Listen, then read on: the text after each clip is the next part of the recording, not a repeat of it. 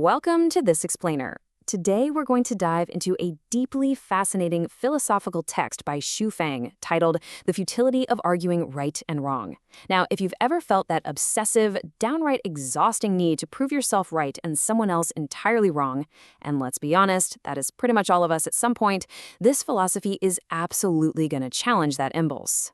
We're going to unpack a framework that suggests our constant need to correct people around us isn't just pointless, it's actually actively destroying our own happiness. So let's not waste any time and jump right into it.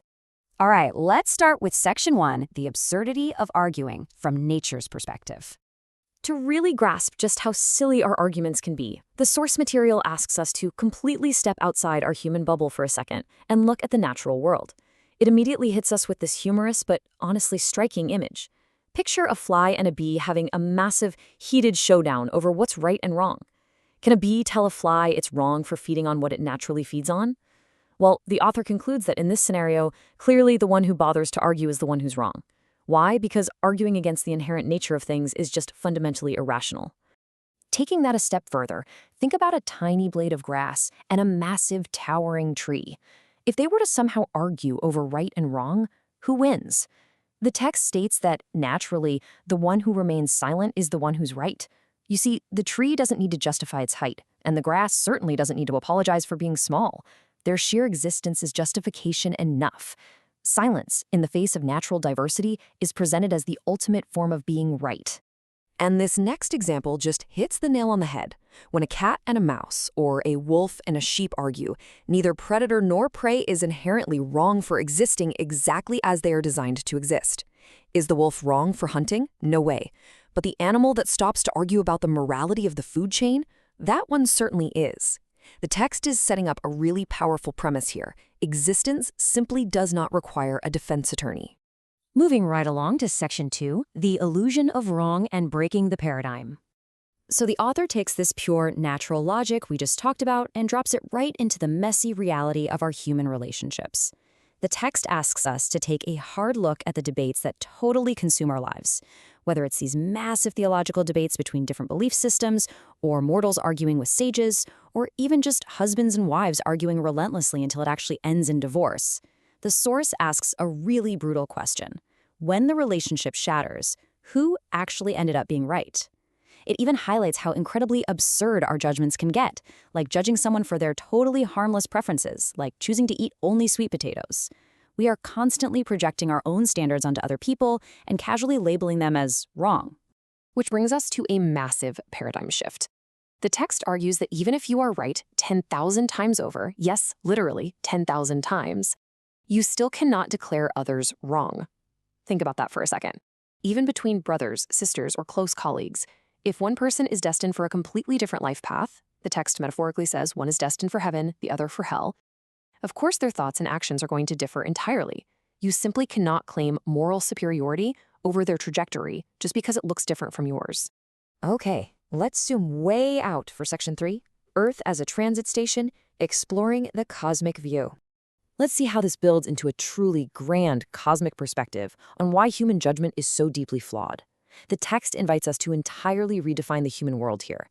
It is not a courtroom designed to validate your personal opinions. Instead, the author explores the idea of the human world as a transit station, a place where things ascend or fall. It's like a giant cosmic marketplace where debts are repaid, and a vital link in the dynamic balance of universal life.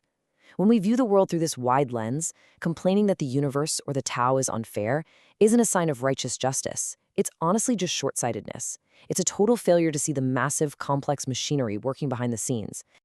To really hammer this home, the text uses a great example. It reminds us that if you look at a mouse and feel disgusted, finding it sneaky and repulsive, well, that is entirely your own issue. It's definitely not the mouse's fault for just being a mouse.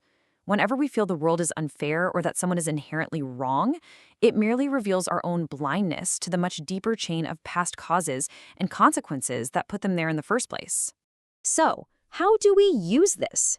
Let's get into Section 4, resolving real-world conflicts through the Villa Project. Now, you might be wondering, how do we actually apply this cosmic, zoomed-out philosophy when we're forced to work with frustratingly stubborn people in the real world? The author presents a highly relatable case study on teamwork. Imagine 3, 5, or a whole group of people working together to build a villa. Naturally, disagreements are gonna arise about the right way to do things. It's inevitable, right? So how do we handle it without falling into that toxic trap of endlessly arguing over who is right?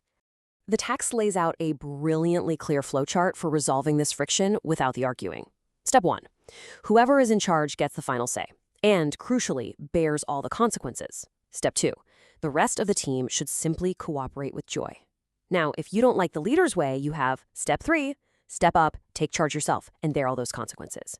And if you think the leader is unqualified, but you also don't want to step up to the plate, well, Step 4, leave and walk your own path. It is a remarkably clean, drama-free way to resolve the entire conflict of right and wrong. And honestly, the source is completely blunt about this. It essentially says if you cannot take responsibility and cannot bear the consequences, then what nonsense are you spouting? Anyone, literally anyone, can stand on the sidelines, criticize, and blame others. But if you absolutely refuse to carry the weight of the actual consequences, your arguments are totally meaningless. You're just creating noise. Which brings us to our final part, Section 5, protecting your own joy. This is the ultimate takeaway. So the absolutely crucial point we're driving toward here is understanding the actual personal cost of this constant need to correct people. The author warns us that to argue with others over right and wrong is simply to invite trouble upon yourself. Think about it. Arguing doesn't magically fix the world. It almost never enlightens the other person. All it actually accomplishes is destroying your own inner peace. It literally severs your own path to happiness. The author wraps this up with a perfect illustration of personal freedom. Everyone has the right to their own reactions.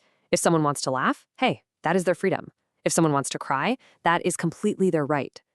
The real absurdity happens when the people who wish to laugh try to aggressively forbid the others from crying. We have to let people have their own experiences, their own paths, and their own reactions, without demanding they conform to our specific version of right. I'm going to leave you with this provocative thought to chew on. If proving others wrong doesn't actually change them, but only severs your own path to happiness, is it time to finally stop arguing? The next time you feel that intense, bubbling urge to correct someone, to prove them definitively wrong, ask yourself, is winning this argument actually worth my inner peace? Thank you so much for joining me for this explainer. Keep learning, keep growing, and perhaps try letting a few more things just be.